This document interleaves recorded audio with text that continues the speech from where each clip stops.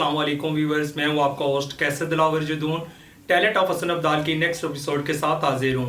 आज हम आपको हसन अब्दाल के एक ऐसे टैलेंटेड स्टार से मिलवाने जा रहे हैं जिन्होंने बहुत ही कम वक्त में शोहरत हासिल की। बहुत अच्छे शायर जिन्होंने हसन अब्दाल को नेशनल सतह पर मुतारिफ करवाया। हमारा फ़ख्र, अदबी लोग तो जान ही गए होंगे मैं किस टैलेंटेड स्टार की बात कर रहा हूँ। हमारे साथ इस वक्त मौजूद हैं दिलावर अली आज़र। अस्सलाम वालेकुम दिलावर। वालेकुम अस्सलाम वरहमतुल्लाहि वबरकातुहू। कैसे हैं दिलावर? अल्लाह का शुक्र है और बिल्कुल ठीक हूँ, इसीलिए आपके सामने मुझे। अच्छा दिलावर, कैसी जा रही है ज़िंदगी? इंतहाई शानदार जा रही है और अल्लाह का शुक्र है, तमाम मामलात अल्लाह ने अपने हाथ में रखे हैं और बहुत शुक्र है। अच्छा दिलावर, आज इस तवज्जुह से टैलेंट ऑफ हसन अब्दाल के थ्रू आप अपने व्यूअर्स को ये बताएंगे कि दिलावर अली आज़र को कब महसूस हुआ कि उसके अंदर एक शायर छुपा हुआ है? सबसे पहले तो मैं इंतहाई शुक्रगुजार हूँ आपने कि आपने इस मुकालमा कायम करने के लिए मुझे चुना। असल में बात यह है कैसर साहब के शायर जो है ना वो तो बाय बर्न होता है, यानी आप पैदाइशी शायर होते हैं, ठीक है। उसके बाद आप कोई ऐसा लम्हा होता है जिसमें आपको पता चलता है कि आपने शेर कहना है। तो मुझे वो लम्हा लगा, जैसे मैं स्कूल में पढ़ता था तो असातिज़ा की शायरी जब मुझे हॉन्ट करती थी तो मुझे लगता था कि मैं भी जैसे ये शेर कह सकता हूँ। फिर मैंने कहे शेर, फिर दोस्तों ने कहा कि हाँ भाई तुम तो बहुत अच्छे शेर कहते हो। तो उसके बाद बाकायदा शायरी, आपको पता है आप तो सारे मामलात से वाकिफ़ हैं, 2008 से मैंने शुरू की और आप तो अवलीन दोस्तों में से हैं जिनको बल्कि मुझसे भी ज़्यादा पता होगा मेरे बारे में। दिलावर बहुत शुक्रिया। अच्छा दिलावर, आपने स्टार्टअप जब लिया तो कोई ऐसा दोस्त जिसने आपको मुतारिफ करवाया हो अदबी दुनिया में? हाँ, ऐसे बहुत से दोस्त मिले, आप भी उन दोस्तों में हैं। शनासा टीवी आप करते थे, उसमें आपने मुझे बुलाया। शाहजहां सालिफ हैं जिनकी अदबी तंजीम थी अब्दाल अदबी सोसाइटी, उसमें हम गए। कारवान अदब से वकार आलम जदून साहब की थी। इसके अलावा भी हज़ारों दोस्त हैं जो ज़िंदगी में मुख्तलिफ औकात में आते रहे और साथ देते रहे। अल्लाह पाक उनको सलामत रखे। मेरी तरफ से तो बहुत दुआएं हैं उनके लिए, जिन्होंने देखा कि मैं शेर कह सकता हूँ और मुझे आगे बढ़ाने की किसी न किसी सतह पर कोशिश की। अच्छा दिलावर, अगर माजी के गोशवारों में अगर आप देखें आपका कोई पुराना शेर जो पहले वक्तों का हो, उसे आज तवाज़ुन में रखते हैं तो क्या देखते हैं? हाँ, तो पुराने शेर अच्छे लगते हैं, लेकिन वो ऐसे लगते हैं कोई मासूमाना ख्वाहिशें थी हमारी। जैसे ऐसा लगता है जैसे हम फ़न की उस सतह पर नहीं थे जिस सतह पर हमें अब आ गए हैं या होना चाहिए था।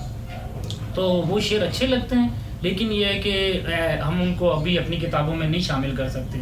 वो ऐसा लगता है कि हमारी मासूम कोई ख्वाहिशें थी जिनको हमने नज़्म करने की भरपूर कोशिश की। लाजमी बात है उस वक्त इतना आर्ट नहीं था, अब आर्ट ज़्यादा है तो और सतह पर चीज़ें नज़्म हो जाती हैं और अच्छा लगता है। अच्छा, पहली तसनीफ़ कब आई? पहली तसनीफ़ आई 2013 में, पानी के नाम से। इसको रुमेल पब्लिकेशंस ने छापा और इससे बहुत अहबाब ने इसे पसंद किया और अल्लाह ताला के करम से पानी के नाम से ये छपी थी। तो इस पर बहुत से मकाले भी लिखे गए, एमफिल के, एमए के, और दोस्तों ने इस पर मज़ामीन लिखकर अपनी मोहब्बत का इजहार किया, सीनियर्स ने इजहार किया, तो बहुत अच्छा लगा। तो मेरी बाकायदा जो शायरी का आगाज़ है वो 2008 से हुआ था, लेकिन मेरी किताब जो है वो 2013 में छपी, पानी के नाम से। पानी पर ऐसा वहाँ के सिलसिला चलना शुरू हो गया, फिर उसके बाद? बेशक, पानी के बाद फिर मेरी किताब आई माखज़ 2016 में। उसको भी अहबाब ने बहुत पसंद किया, बल्कि नाकिदीन ने जिनको मैं पसंद करता हूँ, जैसे ज़फ़र इकबाल हैं, अली दानिश है, अहमद हुसैन मुजाहिद है, या ऐसे बड़े नाम जो हमें बहुत अच्छे लगते हैं, रफ़ीक सदेवी, उन्होंने उसे मेरा दूसरा कदम नहीं 10वां कदम कहा। बिल्कुल। तो मुझे बहुत अच्छा लगा कि उन्होंने इतनी मेरी शायरी पसंद की। वो 2016 में छपा था माखज़ के नाम से। वो भी गज़ल का मजमू है और पानी भी गज़ल का मजमू था। फिर उसके बाद नातिया मजमुआ? बिल्कुल, उसके बाद नातिया मजमुआ उसके बिल्कुल 2018 में छपा, 2 साल बाद, ठीक है। उसको भी अब हमने बहुत पसंद किया, बल्कि उस पर भी मकाले और इसका सिलसिला जारी है और दोस्तों की मोहब्बतें कायम रहती हैं इस पर। आपने भी इजहार किया और आपको पता है नात के मोतबर नामों ने भी इस पर बड़ा मोहब्बत से, बड़ी शफ़क़त से इसका इजहार किया और अच्छा लगा मुझे। ये 2018 में आई थी। उसके बाद मेरी आखिरी किताब जो है कीमिया, वो बिल्कुल हाल ही में छपी है। इसे छापा है कोयटा से हमारे बहुत ही जानशीन और बड़ी खूबसूरत शायर, बहुत ही मैं उनको पसंद करता हूँ, दानियाल तरीर, उनके भाई हैं बिलाल असद, उन्होंने छापा है गोहर घर पब्लिकेशन से।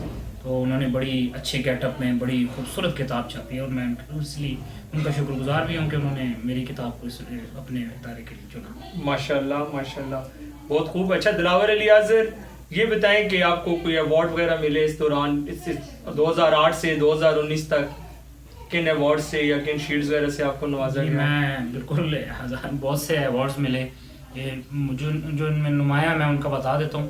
مجھے 2 بابا گرو نانک ایوارڈ ملے ہیں، ایک میری نعتیہ کتاب پر ملا ہے نقش پر، اور ایک دوسرے مجموعہ کلام پر مجھے پہلا انعام ملا تھا بابا گرو نانک ایوارڈ، وہ ماخذ پر ملا تھا 2017 میں.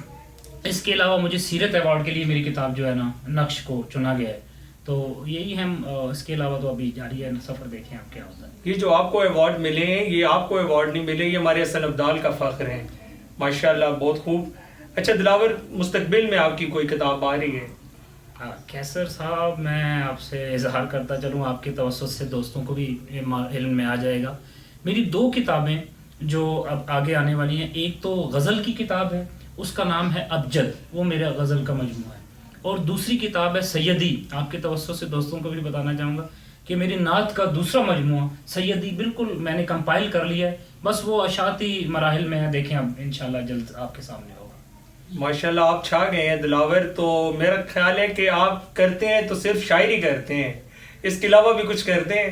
نہیں، اس کے علاوہ شعر پر سوچنا اور لفظ کی دنیا میں رہنا، اس میں گھومنا مجھے اچھا لگتا ہے، اور اس پر فکر کرنا مجھے اچھا لگتا ہے.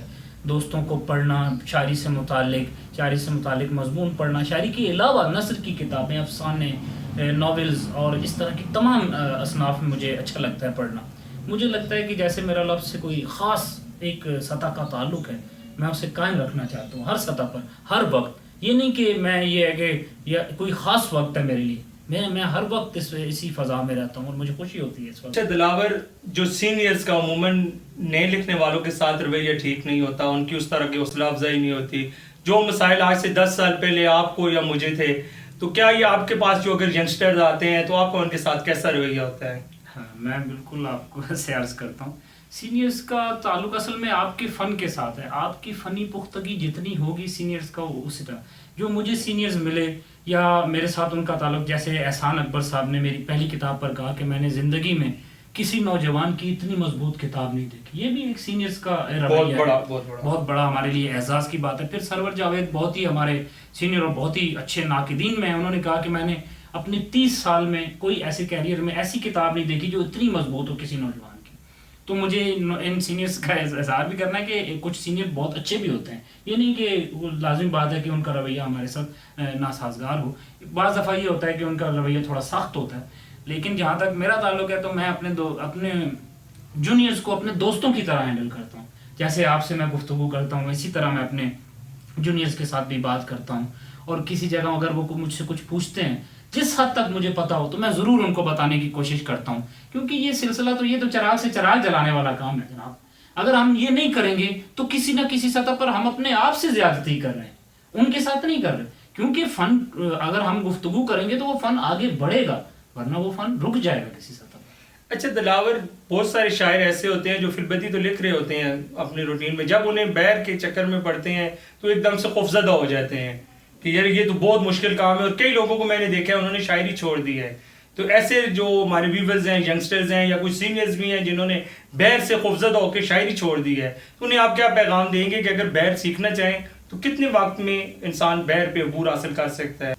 برادر مکرم، میں عرض کرتا ہوں، دراصل جو بحور کا علم ہے یا اسے کہیں معلومات ہیں وہ باہر سے آتی ہیں، لیکن اس کا علم کہیں آپ کے اندر ہی جو ہے نا پرورش پاتا ہے، نمو کرتا ہے آپ کے اندر ہی. میں آپ سے عرض کروں کہ شاید آپ کو بھی اس طرح عروج نہ آتا ہو، لیکن آپ وزن میں چیزیں کہتے ہیں. یعنی اس کا علم آپ کے اندر موجود ہے. ردیف کیا ہے، قافیہ کیا ہے، ٹھیک ہے، اس کی بہر آپ کو نہیں پتا ہوگا. یہ معلومات ہیں جو آپ، اس کا علم آپ کے اندر. بات یہ ہے کہ لفظ سے ہی دنیا کا آغاز ہوا ہے اور لفظ پر ہی اختتام ہونا ہے. اس کو کسی خاص فریکوینسی پر جا کر تخلیق کرنا اور اس سے ایک بہترین شعر بنانا، یہ ایک بہت بڑا آرٹ ہے. لیکن میں یہ سمجھتا ہوں کہ اگر عروج نہ بھی آتا ہو تو کئی ہمارے دوست ہیں جن کو عروج نہیں آتا، بلکہ میں بھی ان میں شامل ہوں جن کو مکمل طور پر عروج نہیں آتا، لیکن یہ ہے کہ ان کو اندرونی جو جتنے بھی معاملات ہیں ان کو پتہ ہے. آپ یہ درست فرما رہے ہیں کہ کئی دوست اس سے معلومات حاصل کرنے کے ڈر سے ختم کر دیتے ہیں شاعری. یہ ایسا نہیں کرنا چاہیے. دیکھنا یہ چاہیے کہ آپ کا میلان یعنی آپ کی طبع کس طرف جا رہی ہے. اگر وہ عروج کے بغیر بھی کوئی خاص فریکوینسی پر جا کر ایک چیز تخلیق کر رہی ہے اور اسے لوگ پسند کر رہے ہیں تو آپ کو تخلیق کرنی چاہیے, اور اس میں نہیں جانا چاہیے کہ عروج کیا چیز. میں کل بھی ایک بات کر رہا تھا اپنے دوستوں سے, بلکہ ضیاء المصطفیٰ ترک سے بھی بات ہو رہی تھی. وہ فرما رہے تھے کہ یار لفظ کیسی طاقت ہے. میں نے کہا سر بات یہ ہے کہ لفظ ایسی طاقت ہے کہ آپ کو لفظ سے ہی یادداشت ہے آپ کی. میں آپ سے پوچھوں کہ آپ نے کتنی سال میں آپ نے کیا, آپ بتائیں گے 4 سال کی عمر سے بعد آپ کو چیزیں یاد ہوگی جب آپ نے بولنا سیکھا. لفظ کے ساتھ آپ کی یاد کا تعلق ہے اور یاد سے آپ کی زندگی جڑی ہوئی ہے. میں اگر آپ سے کہوں برادر مکرم, اگر میں آپ کی یادداشت چھین لوں تو آپ کیسے جائیں گے اپنے گھر تک؟ آپ تو نہیں جا سکتے. بات یہ ہے کہ ہم اس فریکوینسی پہ یادداشت جڑی ہوئی ہے, اس کی سیٹنگ پر ہم گھر جاتے ہیں. اسی طرح عروج بھی ہے. عروج کی ایک خاص ترتیب ہے جس پہ آپ لفظوں کو رکھتے ہیں, وہ لوگوں کو اچھے لگتے ہیں. میں مثال آپ کو دوں کہ میوزک تو یہ بھی ہے کہ گاڑی جا رہی ہے, کتا بھونک رہا ہے فلانا, لیکن اس کو آپ میوزک نہیں سمجھتے. اسی طرح آپ ڈھولک کو اگر بے ترتیب بجائیں تو وہ میوزک نہیں ہوگا, لیکن آپ ایک خاص فریکوینسی پر جب آپ اس کو بجاتے ہیں تو وہ ایک انداز کا باعث بنتے ہیں, اس کو آپ کہتے ہیں یہ میوزک ہے. اسی طرح بہور کا بھی ہے کہ ایک خاص انداز پر جا کر آپ چیزوں کو تخلیق کریں گے, وہ لوگوں کی فریکوینسی کو زیادہ میچ کریں گے اور زیادہ متاثر کریں گے. اچھا, اس شناسر ٹی وی کے اس پلیٹ فارم سے کوئی ایسا کلام جو آپ اپنے ویورز کو سنانا چاہ رہے ہوں؟ میں بالکل پہلے تو میں شناسر ٹی وی کا انتہائی متشکر و ممنون ہوں کہ انہوں نے اس مکالمے اس گفتگو کے لیے مجھے چنا اور مجھ سے یہ مکالمہ قائم کیا. اللہ تعالیٰ آپ کو سلامت رکھے. مجھے یہ ٹی وی اس وجہ سے بھی پسند ہے کہ یہ میرے شہر میرے گاؤں کی تمام تر ایکٹیویٹیز پر کام کرتا ہے, اور مجھے کراچی میں بیٹھے ہوئے یہ پتہ چل جاتا ہے کہ آج حسن ابدال میں کیا ہوا, کیا اچھی خبر ہے, کیا بری خبر ہے. اس سے میں اپنے بہن بھائیوں سے, اپنے خاندان سے, اپنی وسیب سے جڑا رہتا ہوں, تو مجھے بہت اچھا لگتا ہے. اس کے لیے میں آپ کا بہت شکر گزار ہوں کہ آپ یہ بہت اچھا کام کر رہے ہیں, اور میں امید کرتا ہوں کہ آپ اسے جاری رکھیں گے اور مزید بہتر سے بہتر ہوگا. میں بالکل آپ کی حکم پر ایک غزل اپنے سامعین کو سنانا چاہوں گا. غزل ہے کہ مرہمی حد سے گزرنے کی پڑی رہتی ہے. کیا کہنے, مرہمی حد سے گزرنے کی پڑی رہتی ہے, زخم اتنے ہیں کہ بھرنے کی پڑی رہتی ہے. ارے واہ واہ, بڑی محبت. مرہمی حد سے گزرنے کی پڑی رہتی ہے, زخم اتنے ہیں کہ بھرنے کی پڑی رہتی ہے, اور سانس روکے ہوئے آئینے کی حیرت سے ادھر. کیا کہنے, سانس روکے ہوئے آئینے کی حیرت سے ادھر, اس پری روح کو سنورنے کی پڑی رہتی ہے. ارے واہ واہ, اس پری روح کو سنورنے کی پڑی رہتی ہے. سانس روکے ہوئے آئینے کی حیرت سے ادھر, اس پری روح کو سنورنے کی پڑی رہتی ہے, اور مرنے والوں ہی سے کچھ ربط بڑھایا جائے. ارے کیا کہنے, کیا کہنے, مرنے والوں ہی سے کچھ ربط بڑھایا جائے. کیا کہنے, جینے والوں کو تو مرنے کی پڑی رہتی ہے. ارے واہ واہ واہ, مرنے والوں ہی سے کچھ ربط بڑھایا جائے, بڑھایا جائے, جینے والوں کو تو مرنے کی پڑی رہتی ہے. بہت اعلیٰ, بڑی محبت, بڑی محبت. مرنے والوں ہی سے کچھ ربط بڑھایا جائے, بہت اعلیٰ, جینے والوں کو تو مرنے کی پڑی رہتی ہے.